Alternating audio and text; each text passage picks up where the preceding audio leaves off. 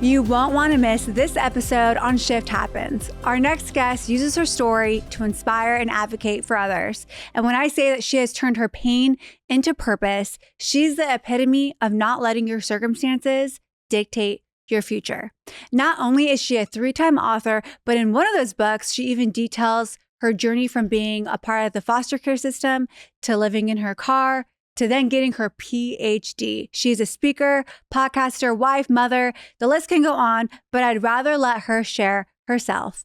So, Dr. Danisha Keating, welcome to Shift Happen. Thank you for having me. I'm so excited. Yeah, me too. We've been following on Instagram, and we were in the same course class, and that's how we kind of cross paths. Started stalking each other. And now we're here.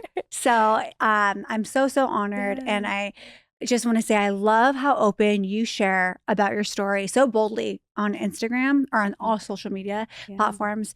And I know that you inspire so many people. So I'm so excited that you're here today to share part of your story. Thank you for asking me to be here. I don't get to do a lot in person, so I'm super excited to be like, yes, finally. It's fun in person. It is so much fun.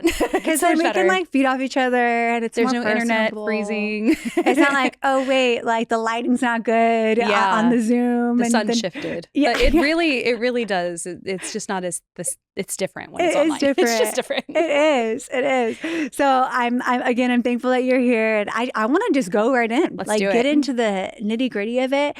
When I was stalking your Instagram, right, as we do, you had shared that you grew up. Part of your childhood was in the foster care system. Now, something that I had not known was that your mom actually requested CPS to take you and your siblings out of the house. Yeah. Now, that was news to me because in the little bit that I do know, right, about the foster care system, which is not a lot. Yeah. You read cases, you hear stories, or you hear other podcasts where CPS comes in and they take the children because they've gotten a call or the school calls. Right. So can you bring me into that? That was story? Wild to actually find out. So I didn't even know until I looked at my case file, which I had gotten. So one of the things that I always want to let former foster youth know is that they can actually request their files from the county that documents out everything that has happened with their case. Mine was over 420 pages long, and only about 30 pages is actually visible. Everything else is literally blacked out. Wow. So they were just like, nope. But in that, I saw that 5 months before we were actually taken away, my mom they had asked if my mom wanted to give us to the system. And she said, yes, you need to take them. And then they never did. So 5 months later, then we were ripped away, and then she was arrested because it was just like, well, there's no reason to, I guess, take them, even though there was. They were already investigating her. They were already looking into it. And she just said, they're like, you can surrender the kids to us and we'll take them. And she's like, I'm willing to surrender them. And then they didn't take us until 5 months later. What was life like before CPS got involved? It was insane. Have you ever seen the movies where you're just like, wow, that kid is just walking around, no shoes, kind of dirty, just going to the grocery store and just grabbing some stuff and hoping, do it. That was what it was. It was just kids fending for kids watching kids, parent absent. And it is one of those things where I would go to school and I would come back because we were forced to go from homeschool to public school. And that was the best thing for us, but it was just that chaos of like, okay, now they're in the middle of a school year. It was March of 2005, and the school year ended in June, so we were already mid-year semester of that full year. Yeah, and then it was okay. You're still fending for yourself. So I would walk to and from school. It took like 2 hours to get there, just walking. I'd always be late, and I always would hear it from teachers of like, you need to be on time. You need to respect my class. And it's like, this is not me doing this to you. This is being done. But there was just me coming home after school, cooking, cleaning, doing homework, making sure they got their homework done. Your siblings? All of my, the siblings that I had with me. Chaos. Like the pictures that I saw were just like, you kind of looked at it and it was just like old gross bunk beds and floor and dirt. And you just look at it and you're just like, this is not sustainable. And I remember at the time, the police officer just said like, he was in the military and he had said that he's like, the house looked like a house that we would use to practice bombing on, or to practice like a SWAT team coming in. And like, he's like, this is not sustainable for you. Because I didn't understand it at the time of like what was actually happening. But it was just, the best way to put it is just chaos, kids fending for themselves, and no adult around to watch them. So was your dad a part of your home? He was, and then he wasn't. At this point, he had not been due to the abuse that he was doing. And so he was actually told that he was not allowed to come back to the house. Is this from your mom, or is this from the county? Okay. So, and that was something that was supposed to be being investigated. And the file also reveals that they did not fully investigate it because he had become friends with the CPS worker at the time. So, okay. Yeah. So your mom, now when you guys are going to school, I'm assuming but some of your siblings are staying home, right? We were all put in school at that point. Okay, everyone's in school at that and point. then the two youngest who were not old enough to go to school, they were going to my sister's house. Okay. At that time, but she had been like 19. My oldest sister was 19 years old, and taking care of two little kids that were. Was your mom in the house, or was she just? She kind of was and then wasn't. Like, she was there, and like I remember like days where she wouldn't be there, and I'm like, oh, she's just gone. She's MIA. Like, she went to work, and I remember briefly at some point she had like been dating some guy, and then she'd come home, grab clothes, and then go to work, and I'm like, oh, cool. See you later. And it was not like she was there but not there. And then when she was there, she was upstairs in her room sleeping or on the computer. So did this feel very normal for you when you were in it? Oh, yeah. Like, that was just like, this is just my life. This is just what it is. That's just what our mom does. We have to do does. these things. Yeah. I have to walk to school 2 hours. I have to take care of my siblings. I have to clean, because if I don't, no one else will. Right. And that was what I was told. Like, my mom had told me that repeatedly, and CPS even told me that. Like, your job is to help your mom. Like, why are you focusing on school? CPS told you that? Yeah. And it's like in my file. That's what's so crazy is like some of this stuff is notated.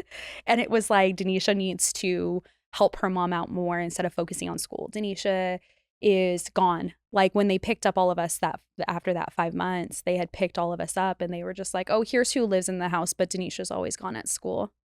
And I'm like, but I live there. Like, and were you 14 at this time? 15? I was 15, almost 16. And this is when they said, you need to help your mom. Yeah. Yeah. Like, even to my therapist noted that I needed to be better toward my mom. My mom told them the reason the house wasn't clean was because I wasn't helping. I wasn't doing, the kids were not getting their baths because I wasn't stepping in to help. And I was, they notated down, she said I was selfish for focusing on school when I should have been helping her. Now, did your mom work? She did, but for a period of time she hadn't. Like, she had started working towards the end of the whole situation. So I think my dad had left when I was like 13, 14. But then by this time she had been maybe working maybe 6 months. That is maybe longer, maybe a year. But it was definitely like, well, it's not my fault. But that was just the stance she took, was like, it's not my fault. I'm overwhelmed. It's the kids not helping. And that's repeatedly notated in the file by everybody. Now, at this age, right, 14, 15 turning 16, are you believing what your mom is saying about it's not her fault, you need to step up more? Like, is that the story that's replaying in your head? Or are you like, wait, no, you're the adult. Why aren't you stepping up? A little bit of both. I was conflicted because it was like, you're telling me that I have to go to school all day long, and then you're telling me I need to be home. But then CPS is telling me that if I don't go to school on time and I don't get good grades, he's going to move me away from my family. So it's kind of like that. Like, I was set up completely by this dude. Like, I was like, how did he become a social worker?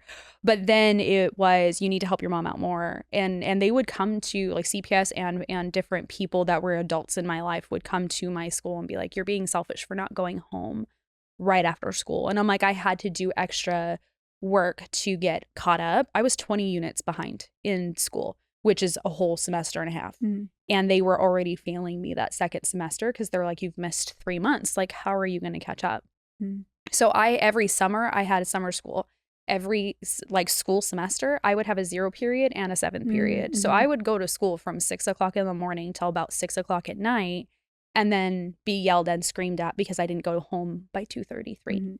And it's like, how am I supposed to juggle all of this?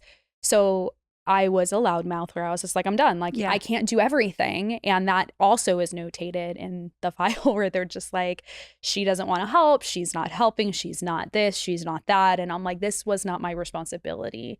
And that's not something I recognized until probably last year, where I really thought like I didn't speak up enough. I wasn't loud enough in the fight against them. I didn't tell them everything. So that's why they didn't act when they needed to. And then when I saw just what I saw, I was like, oh, every time they asked me, I was honest with them. Every time they said it was my fault, I was like, I'm the kid here, but you're telling me to go to school, but not go to school. So kind of danged if I do, danged if I don't. And that I eventually, like, you see just parts like of in my journal where I'm like, I give up. I'm not going to win here.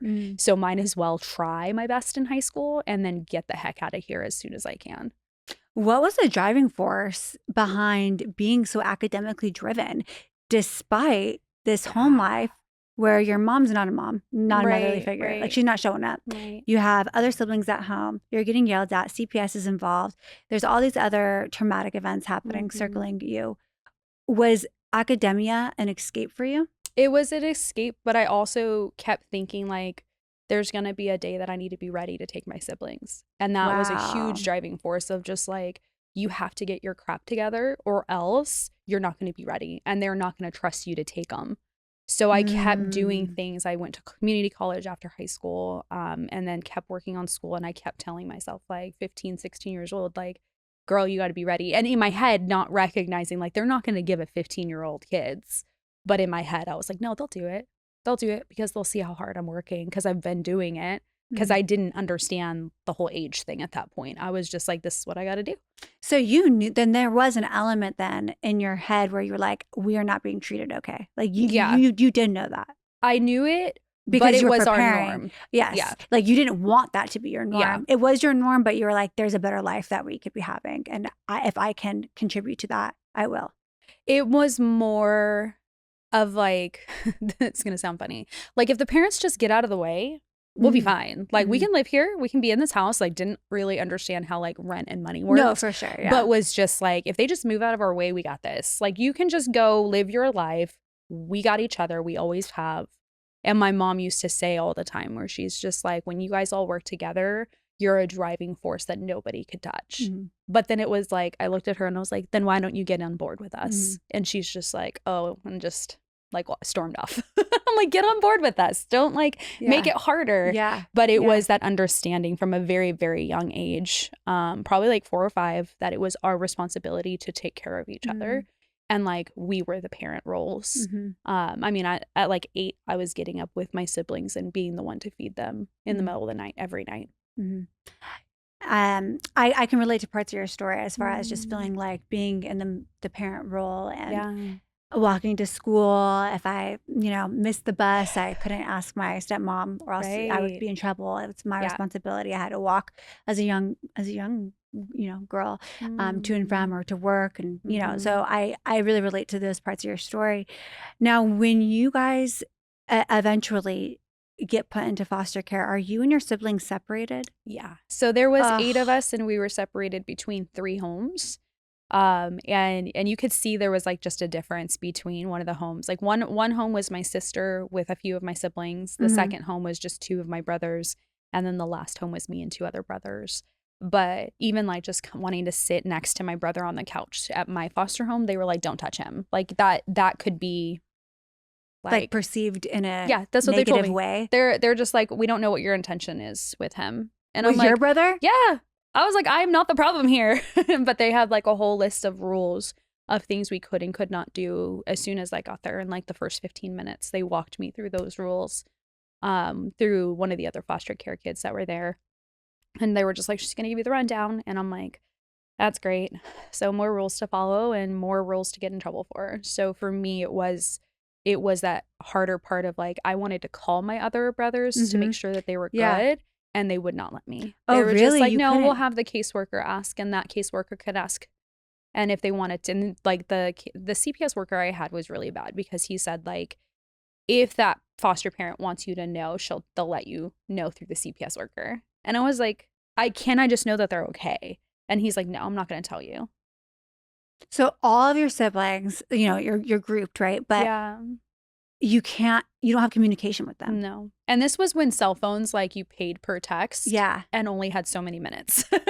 Now it's And unlimited. it's not like they had social media. Right. No social media. Not, but like, they still would take away the cell phone. Like, they took my cell phone when I came in. And I had just like a little prepaid one. Mm-hmm. But they took it and they were like, you don't get this. You have to use the house phone. And we monitor when you're on it. Mm-hmm. And so I was like, okay, well, let me call my older sister. And they were just like, you can wait till tomorrow. Your time frame is this time to this time. Okay. And if you missed it, I was like, I'm in school. How am I going to call at that time? And they're just like, well, it's not our problem. And I'm like, like, it just, your whole world comes crashing down. You're separated from your siblings. And then most of the time, if it's a kind of shoddy foster parent, you will not get the communication with your siblings. That's a common thing of, like, separation is a big thing happening, and then lack of communication to visit them or even to speak with them is a big issue of foster youth not getting that really what it is like their right to speak to their siblings. They don't get that sometimes. Yeah, it's like you guys are getting punished for even further. For your parents neglect. So now you guys have to be isolated.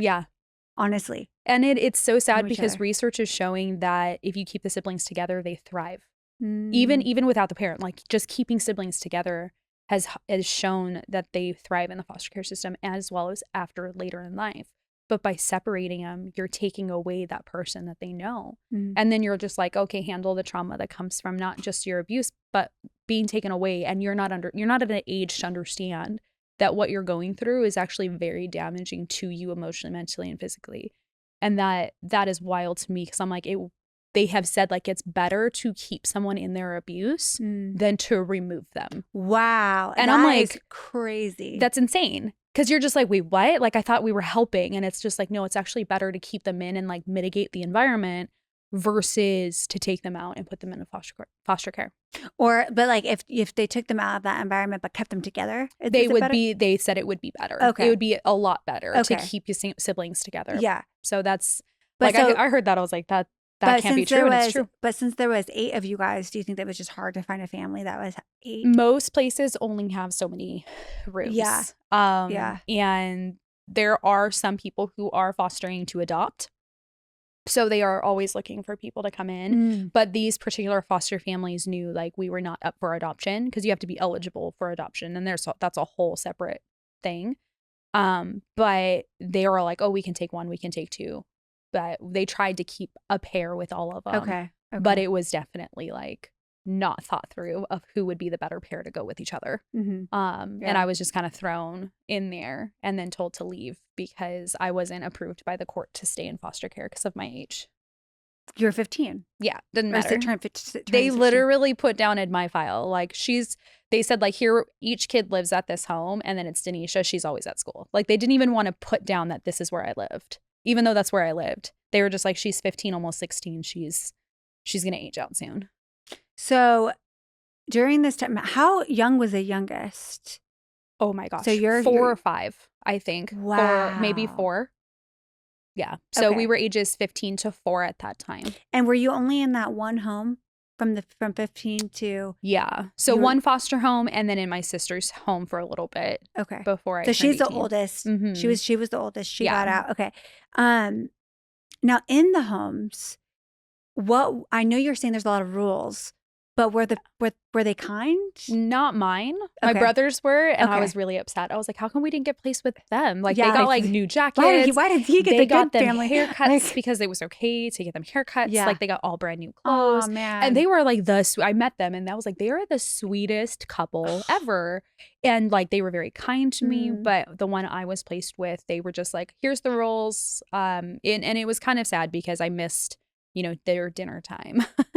And they said, like, I walked in, I'm hungry. Like, can I get something to eat? I haven't eaten today. I didn't even know. I was at a color guard competition, came home. I came back to school. And then, like, someone knocked on the guard door where we were all changing to go home. And we were grabbing our stuff. And my band director's like, hey, there's someone outside for you. And I thought it was my brother-in-law. So I like grabbed my stuff and I'm like, okay, I'm leaving because my mom's not answering. I'm pissed. And he, finally got a hold of him and he's like, stay where you're at. some stuff went down. And I walk out and it's CPS and they're just like, oh, this is where you're going to be moving. Your new school is this. You're starting on Monday. And I'm like, and it was a Saturday. What? Because you missed dinner? Or what so reason? like there was no dinner time. So I get into the foster home and they go like, I'm like, hey, I'm like, can I get food? I'm hungry. And she's like, sorry, you missed dinner. Dinner's at, 6:00. And I'm like, it was like 8:30. No food, nothing. And not every foster parent is like that. Most of the ones that I have met, they're like, okay, we have someone coming. Can you find out what they like for dinner? The CPS worker will drive them somewhere and be like, let's get something to eat. But that's not what happened for me. And so I just get in and it's like, okay, breakfast is tomorrow at, 7:30, 8:00. And that's what you'll eat again. Okay, so wait, this is at the foster home. But is this the new one? This was the one that I was placed in. Okay. Yeah. This is the one that you're placed in. So, that like my brothers, like they had a better experience to dinner. They like made sure that they were eating. If they were saying that they were hungry, they just gave them food. Wow. So it was a very, like, when we compared notes, I was like, how did I get the raw end of the deal? So there was no experience during that time then where you felt love? No, not at all. How was your mindset toward your parents while you were at this foster home? I was just like, F you. Like, yeah. I'm done. Like, as I would. Literally, I remember laying there and they were just like, here's your new room. And like, nothing I have is in there. Cause I had, when they had picked me, foster care or CPS had picked me up, they're like, here's a bag, or like, do you have a bag? And I'm like, no, I don't. And he's like, well, here's a grocery bag. And it was just like this little, the thin ones, the old thin grocery bags that rip. Like the plastic, the plastic bags, the little thin ones, not these thick ones we have today. No. But he's like, you have 5 minutes to pack. And like, I just like ran in and like the electricity had been off because we didn't pay the electricity bill. And I like threw stuff in. So when I'm at this foster home in my brand new room, I'm like, cool. And I sat on the bed and I had the bag there and I went to like look in to see what I grabbed. And I was like, oh, I forgot my backpack. Shoot. Oh, well, I guess I don't need it because I'm not going to school on Monday. I'm going somewhere new. And then I looked at the shoe, like I'd grab one shoe, a skirt, another shoe that didn't match that shoe. It was like a red shoe and a black shoe. And I'm like, man, how am I going to go to school on Monday? And I'm like, I'm going to look like a clown. And I just remember sitting there and I was like, I'm freaking done. Like, I'm done with this. This is BS. How did I get here? And why does this have to happen? Like, I was in control of the situation. I was the one taking care of the kids. I failed. And it wasn't even like, wow, my parents should have done better. It was just like, you felt that. Shoot, dude. Like, I messed up because if I had been there more, if I had done more, if I had like listened more, I would have prevented all of this because that was my role, was to take care of the kids. As an adult, have you come to terms with that it's not your fault? Yeah. And I have that conversation with every foster youth that I meet when they're like, I didn't do enough. And I'm like, you didn't need to. You were the child. And that has been a healing thing. I spent a lot of last year on that. Like, this was not my fault. Even with taking in my siblings later on in life, like, this was not for me to carry, but I carried it anyway. Burden. Yeah. And it became my burden, but it was not supposed to be my burden. But that is such a hard thing, which is why looking at my file was like, oh, shoot, I was loud. I was obnoxiously loud. I like told them how it was, but they didn't listen to me. They just ignored me. You mentioned taking in your siblings and from 18 to 24, you were homeless. Yeah. Right? You lived in your car. You were at friends' houses, stuff like that. Then you get an apartment. Yeah. Now,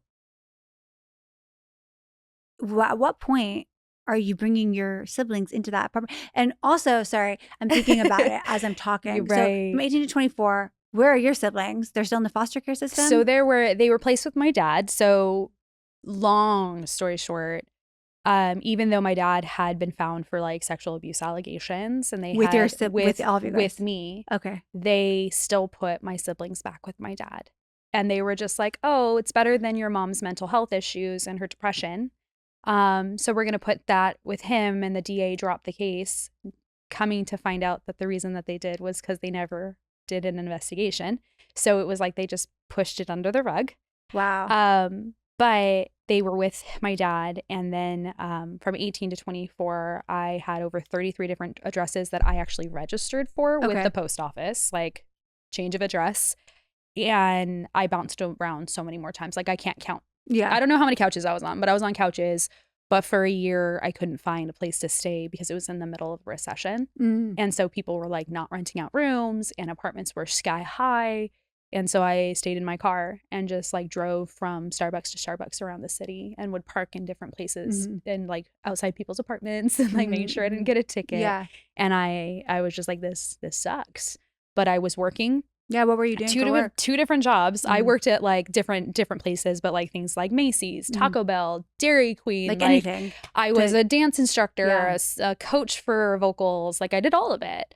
And then I would like ask friends like, hey, can I just come take a shower at your house or like spend the night? And they were like, cool. Yeah, sure. But then parents would be like, oh no, like she's homeless. Like if her parents don't want her, something's wrong with her, not the situation.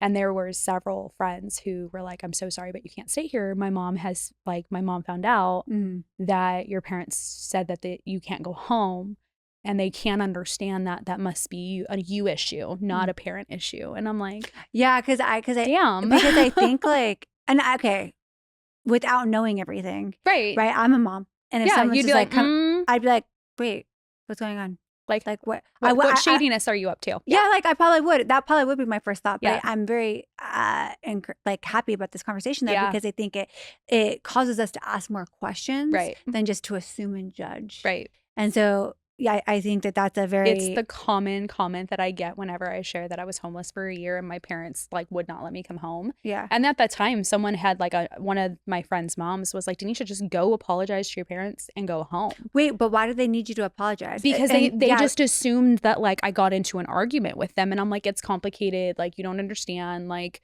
the reason I'm being punished is because I reported my family issues in high school. Oh, okay. And so that's now why they won't let me go home because I'm also choosing college and my dad did not believe in women being educated. Wow. So yeah, he like it's to the extreme where he was like, well, why try? Like God gave you dyslexia because he doesn't want you to learn. Wow, that's what he would say? He told me that. And I was like, where does it even say that? And he's like, just trust me. And I'm like, you're dumb. And I would walk away and feel so discouraged and like, is he telling me the truth?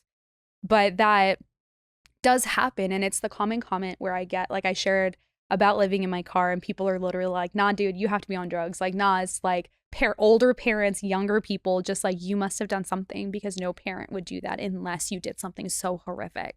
And I'm like, yeah, my horrific thing was that when CPS asked me if I was being abused, I said yes. And I showed them the proof and they found that it was true.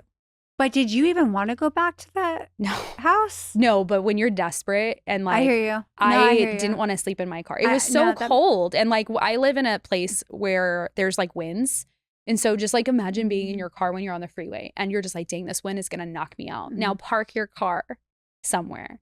And then you have people knocking on your window, asking you to open your door, juggling your door handle, and then there's winds and it's freezing cold. And I would just like bundle up in 3 blankets and I would just cry. And then your body physically hurts from laying in a car.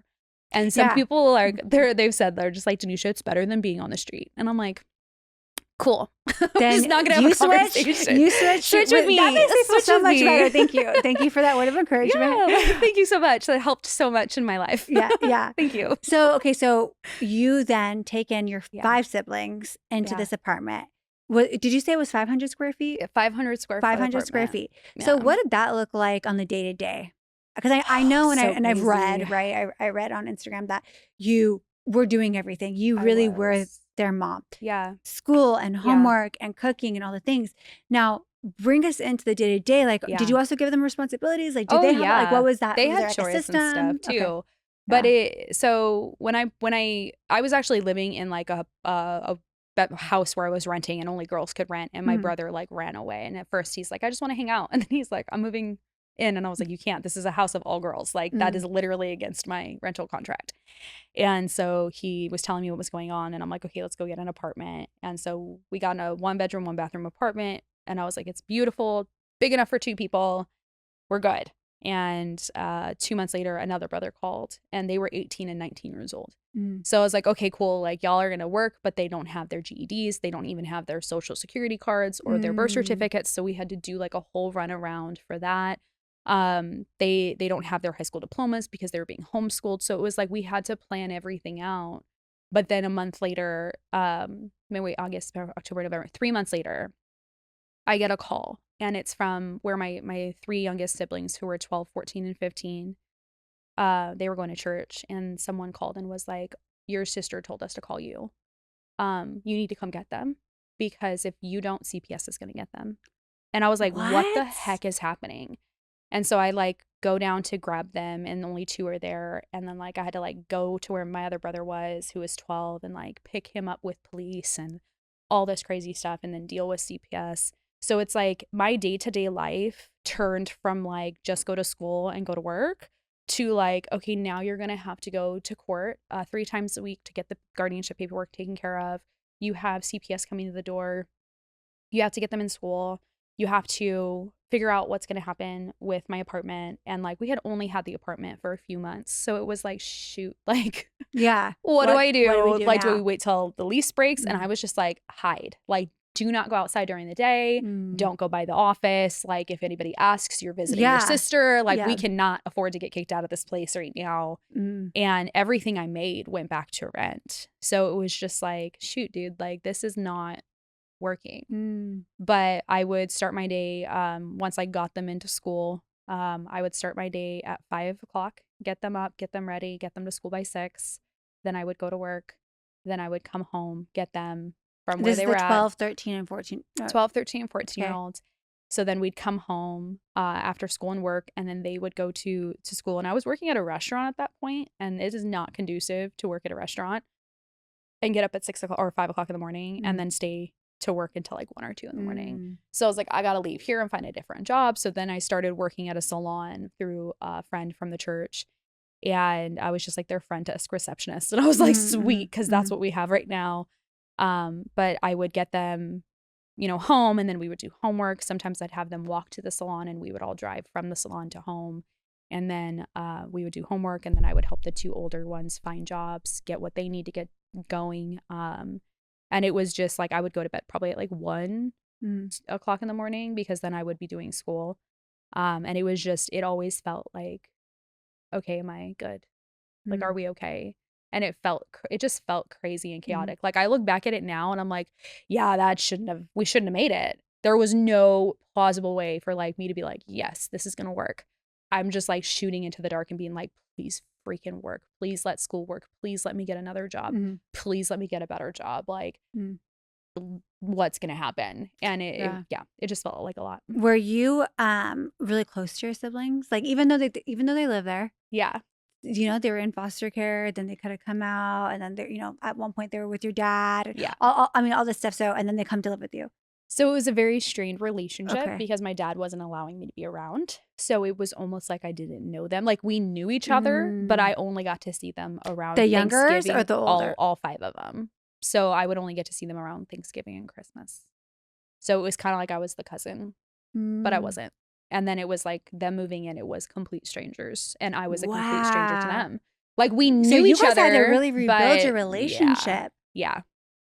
And it's almost like, not that you're like a foster home, but it's almost like they didn't look at, like they knew you're the sister, but it's like, oh, well, here's another home I'm living in now. But that's what they felt like.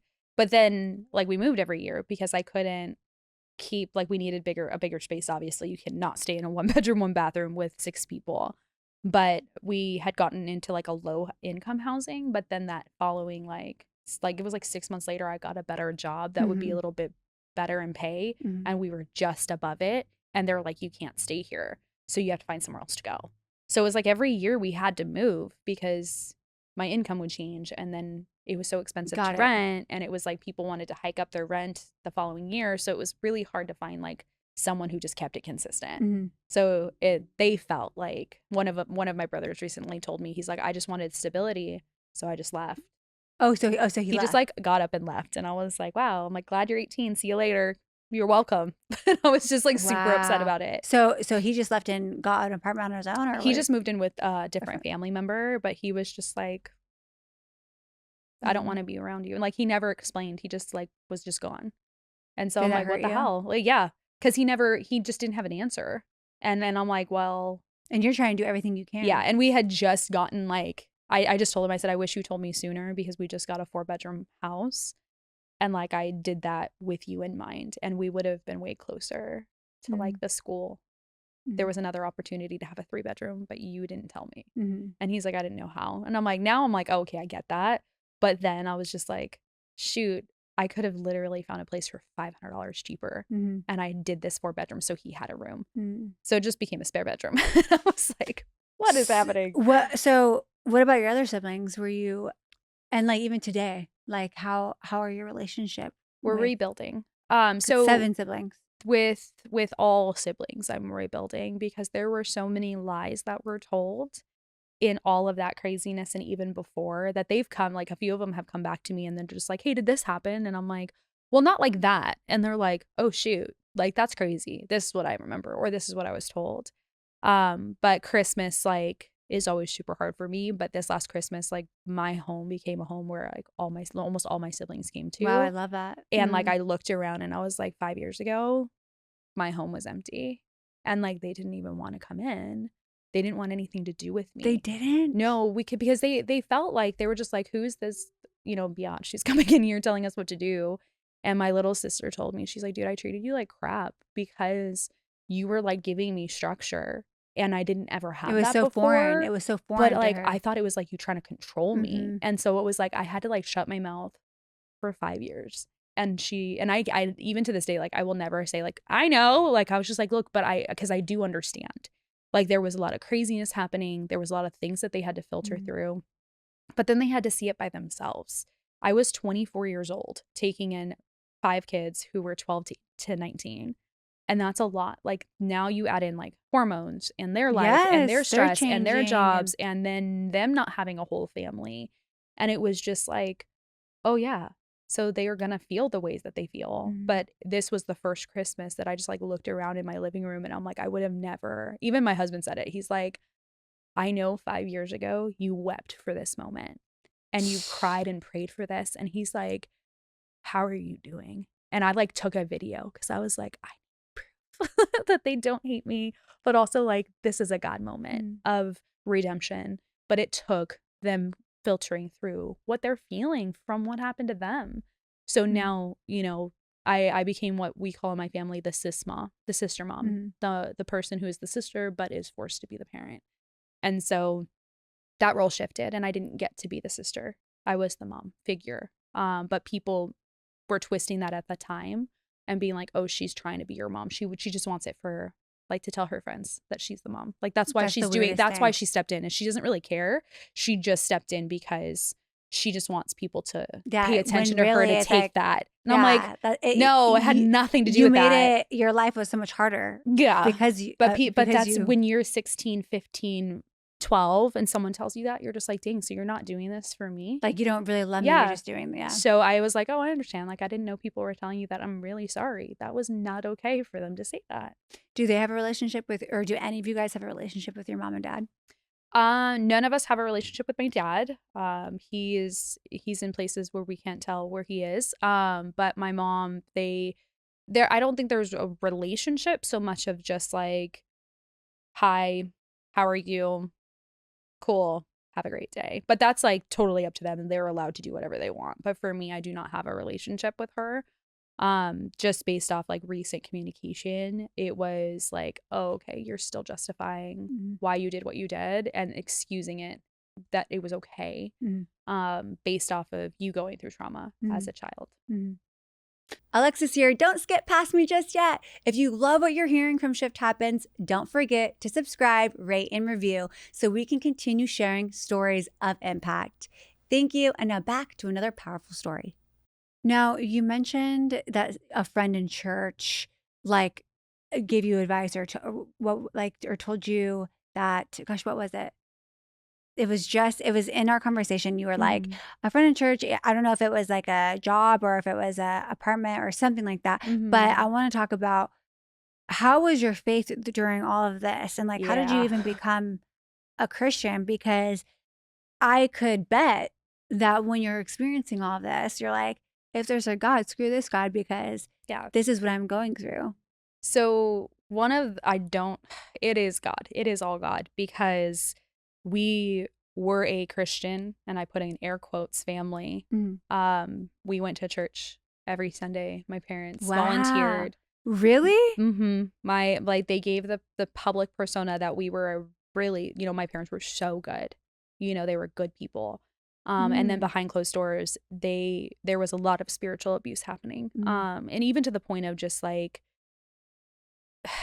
I'm going to say rituals, and people are going to go, what? It's like, my dad believes that he knew how to do chiropractics, and like, he never went to school for this. So he literally would just be like, let me pop your back, and like, just popped your back. And it was like, me looking back at this now, I'm like, oh my God, like I could have died, because he was doing things that like you don't do on somebody. But he would take the Bible and twist it and like use prayer. Both my parents were like, I'm going to pray that God hurts you. I'm going to pray that he shows you just how horrible of a person you are by cursing your life. Like, wow. Things that you're just kind of sitting back and be like, wow, like you're going to use God now in your abuse? Yeah. Like, that's crazy. And then to pull scripture and be like, look how God said this about you. And it was like out of context of what it actually was. So they took the content and they're just like, okay, I'm going to tell you that God hates you and he's going to smite you if you lie, because it happened in the Bible over here. And then you read the whole thing and you're like, what is this? Like, so luckily, throughout my whole journey, the day that I was taken into foster care, a mom prayed with me, one of the band moms. And when I was doubting, another friend would be like, okay, God did not want this for your life. I'm like, well, why is he doing this? And then through college, I would meet friends, and I started going to church. My brother-in-law took me to church kicking and screaming at a different church. And I heard the pastor where he was just like, you might be in hell, literal hell, in your life, but God sees you and he's with you and he has not abandoned you. And I'm like, I could tell you different, man. But hearing someone else say it, and then hearing other people be like, hey, I grew up in abuse, and like, that was not what God designed for me. I started to see the truth, but it took so much more digging into that spiritual side, because it had been abused for so long that it was this awakening inside that I was just like, God really does want me and care for me, and he didn't design this. And a lot of people along the way were like, oh, but what you went through, where you're at now, Danisha, you're so successful. You're so this. Look how God's blessed you. Like, wasn't it worth it? And I'm like, heck freaking no, like, not at all. And I was listening to a podcast, and her name's Beth Moore, and she's like a really big Christian speaker. If you don't, you guys gotta listen to her. She's so good. And she was on this podcast, and she's like, I hate that question or that statement. Like, was it worth it? She's like, no, but it mattered. And God uses it. And so I have started to see that recently, is that even in the little things, the little jobs that I had where I thought like I wasn't making a difference by making a taco in Taco Bell or Del Taco, God is like, hey, I'm going to actually use that situation from 15, 20 years ago when you were a kid, when you were a toddler, like 8 years old, when you were 20 years old. I'm going to use that situation now so you can talk to somebody about this. Because there's a lot of stories out there where people, it's kind of funny. It makes me laugh sometimes. But I'm also like, hold on. There's a two-part. When I say this, there's two parts. The first part is like, a lot of people will be like, oh my God, I know I've been so hurt, but look how God is so good. And then you're like, oh, what happened? And they're like, I stabbed my toe when I was in the 4th grade and it just really hurt. And I'm like, cool. Yeah, not the same thing. Pass. But I recognize like the second part to that is like, we all go through different things and those things hurt. And we can't look at someone and say, your hurt is not as bad as my hurt, so you don't get to be hurt.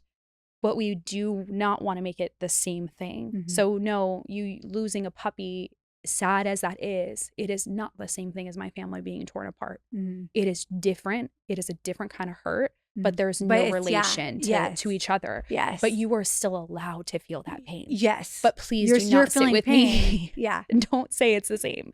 But that's where I've learned that, where it's like, even when someone stabs their toe in the 4th grade, you don't know what it did to them physically. It could have really jacked them up. So let them be able to express that without being like, oh God, you said what? Like, just be like, man, that was hard. I am so sorry that happened. I can roll my eyes later. That's a skill that is learned. Right. It is that's learned. hard. That is hard. But there are times that I'm like, oh, that's not that big a deal. But then I'm like, wait, but that's where like I hear God whisper sometimes like, but it was a big deal to them. Yes. And I'm like, okay, I need to be more open to understanding that part. Because it matters though. Everything matters to God. And so when I heard Beth Moore say that, it was like, oh, okay, no, it wasn't worth it. It was not needed. Would I change it? No, because it made me who I am today.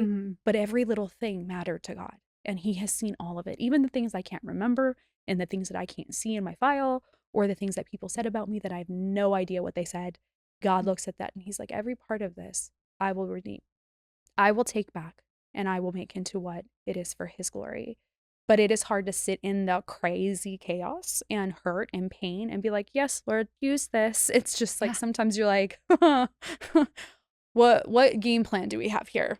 Because 10 years, 15 years, are we talking about redemption? Like not on this earth? Like, what do you got for me, Lord? And that I think sometimes there's a lot where last year I was sitting in a lot of hurt from the last 10 years, 15 years. And I had to sit there. I was hoping that my file will reveal more, but they blocked so much out that I heard God say, like, how much information do you need before you let it go? And I was just like, well, I don't know. And he's like, how much on this side will you accept you won't get, but you'll get when you're with me? And I'm like, cool. I need to accept that I'm not going to get the answers here for certain things. And that's hard because it's not that I'm accepting it and being like, yeah, cool, thank you so much, but more of like, I need to let go of trying to piece it all together because there is no piecing it together at this point. I don't have people I can go to and be like, hey, is this true? Hey, what actually happened? They won't tell the truth. So I'm just hurting myself by digging up that past conversation with them. And I could be potentially hurting them too when they're not ready to go back through and live that again. So I can keep digging into getting my file unredacted, but I'm not going to keep digging and bringing it up for other people. I'm going to have to just let it go and say, I'm not going to get the answer. So it's time to move on and just let it be. And that's very hard. It is so hard, but it has been so freeing at the same time. Well, speaking of it being freeing, but you keep saying, letting go. Have you come to a place now where you have forgiven your mom and dad? Yeah. And it looks different. I think a lot of people think forgiveness means reconciliation, having a relationship. But forgiveness is like, I'm not mad at them, but there are times that I will sit there and I look at Harper, my daughter, and I just don't understand it. I don't get it because she's so small. And one of the things I didn't know was that the abuse went back to 2 years old for me. I thought it was 15 or 13. I was like, oh, maybe 8. Like I would be like, well, maybe something happened. And the file revealed like there was reports since I was 2 and she's 2. She's almost 2.5. And I look at her and I just like, I don't understand it. I don't understand looking at any child and being like, yeah, I'm just going to hurt you. But then there are moments that God has like, do you see how this could, when not dealt with, when trauma not dealt with, when pain not dealt with, do you see how it could be justified by someone? Not that he is whispering like, hey, do you see how you should? It's not that. It's just like, do you see that this is the route someone's choosing to go to? This was a choice, not just it just happened. This is the choice you're not going to make. And I'm like, cool, I'm going to go that way. Yep. Like I see how someone could try to justify this and say that it was okay when it was not. And that was kind of like these little glimpses that God's like, do you see how someone could make this like, yeah, we're good. And I'm like, yeah. And you have done, it's very clear, a lot of healing, a lot of self-development, a lot of, so much inner work and work, with you and the Lord that now you can show up as a spouse and as a mom and you can reap the benefits of breaking the cycle. Yeah. You are now breaking generational cycles in your family and with your daughter. It's so crazy because it also expands outward. It's like someone, I don't remember who it was, but they said like, when you're breaking generational cycles, you're not just breaking it for yourself, you're breaking it for your community and the friends of your children. And I was like, whoa, like that's why it's so deep. And so like that gave me chills because I was like, who said that? I haven't heard. I was like, I need to find out who said that, because I heard it and I was like, oh my gosh, like we're not just changing our own life, we're changing the generations that are coming after us. And that is why it's so hard to break something generational. But at Christmas, my older brother was watching my daughter just play, and he just like kept like looking at her, and I was like, hey, is it like, do you see something I don't see? And he goes, no, it's just so beautiful to see a child get to play, and you're not like ragging on her, you're not telling her to sit down, she's just playing, and look how creative she is. And she was just playing with dirt and rocks and sticks and then playing with paint. And he was just like, it's so beautiful to watch a kid get to be a kid. And he goes, we never got that. And I'm like, and that was healing for him. Like it had nothing to do with me. I'm like, yeah, I know that, then you're just letting her play. But then I sat back later and I was like, that was healing for him to see a child get to be a child, and that it's not a foreign thing in our midst anymore of children being children, which before it was like, don't move, don't make a mistake. You sit there so still as a 5-year-old or 2-year-old. And he's like, that's not what we're doing going forward. So we're influencing outward, not just inside. That's why it's so hard to break generational stuff. Absolutely. I remember as a kid, I was told, you are to be seen, not heard. You know, it's, you go to your room, we're having people over, don't come back down. And it is, and as a parent, not that I wouldn't say battle with this, but there are times where I can feel in me almost the childhood, how I was raised, kind of like, you guys sit and be still, like I told you to do your homework. You know, like I feel it almost, and it's obviously not to the extent that maybe my stepmom did to me, but I have to work. I have to actively, consciously be like, no, they're okay. Yeah. They can. So for example, if my son or my daughter, like, let's just say they spill something on the rug, and we're going to use a small example. Yeah. I would be in fear. Oh, I have to clean this. I can't let her know. Or even, let's just say I peed my pants or like in the bed. Yeah. For real. Yeah. I would wake up in the middle of the night. I could not say anything. I would go wash it. I'd not say a word because I knew I didn't want to get in trouble. But they couldn't even find the pants. Like that's what people like. It's not even just like, oh, I cleaned myself up, I changed and I put this up. It's like you had to wash the clothes. You had to get rid of the evidence. Get rid of the evidence. If they found it, like your bed sheet, your bed, all of it. And so you're like washing clothes in the middle of the night. And if they catch you, it's like it was hell or high water. You're going to feel shame. You did something wrong. You didn't do, and you weren't good enough.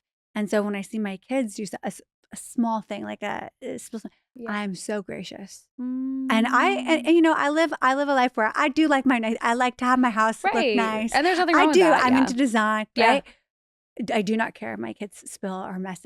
They could spill on a brand new rug and I could be like, accidents happen. Yeah. And I really hone in on that because I don't ever want my kids to feel like things are more important than them. Yeah. Right? Yeah. And so it sounds like it's a journey for a lot of people that have endured trauma or abuse in their childhood because you do have to combat certain stories that you've been told. Yeah, especially when you have your own kids because you don't want to pass that down. Nope. But we also don't want to try to live through our kids in their childhood. That's huge too. Because I'm starting to see that a lot where a lot of people are like, I'm living through my kid and like letting them just do whatever they want. I'm like, no, kids need structure. Yeah. They don't need abuse. And they're, you know, if a kid spills, it's like, okay, are you 2 or are you 15? Yeah. Because if you're 15, it's time to clean it up and be like, hey, dude, like you spilled on the floor. Like you got to clean it up. Yeah, like go get the, I know, I tell my kids that too. I'm like, okay, why are we letting it drip? Yeah. Go get the paper towel. Just fix it. Just fix it. And my daughter is 2 and she loves,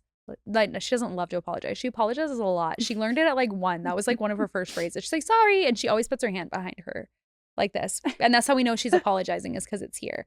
And she's like, sorry. And we're like, why are you saying sorry? And I'm like, nope, it's good. And now it's so funny. She'll fart or burp now. And she goes, sorry. And I'm like, you're fine. Yeah, like this is a normal function. So now, so now I like laugh with her. I'm like, oh, you did that. And now she'll laugh. And she's like, oops. And I'm like, yeah, because for her, like, I think she's not saying sorry just to say sorry at this point. I think she's saying at first it's when she's like, oh no, I did something wrong. But now she's learned, like, I think she means like bless you when she's saying it. Like, so she's like, oops, or like, I farted. Ha ha ha. And now she laughs it off and she'll look at me and be like, that's so and I'm like, cute. You're 2.5. That like, is so cute. You're not gonna know the difference between a fart and like hitting me, but you can't hit me, you know? And that's where it's like, hey, nope, don't do that. The like, structures, I know you did not do it on purpose, but I'm not just be like, oh, it's okay. You can keep petting me. Like, no.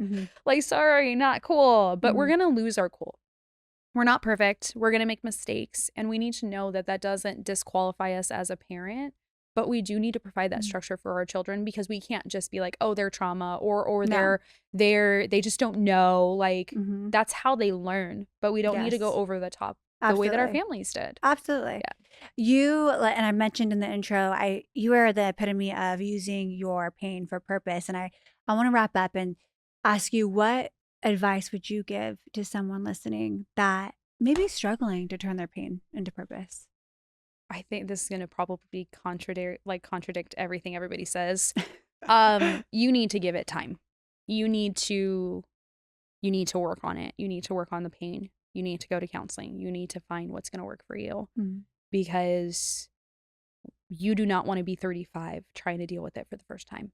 Yep. If you're 18, start dealing with it now. Like 35, it's not that it's too late, but I sit with a lot of people who are older who have just been like, I'm so dirty and so far gone that God will never see me or love me. Or I'm like, they keep repeating the same friendships and relationships that they grew up in. And they're like, oh, this is what I was created for, is pain. And it's like, no, you're not.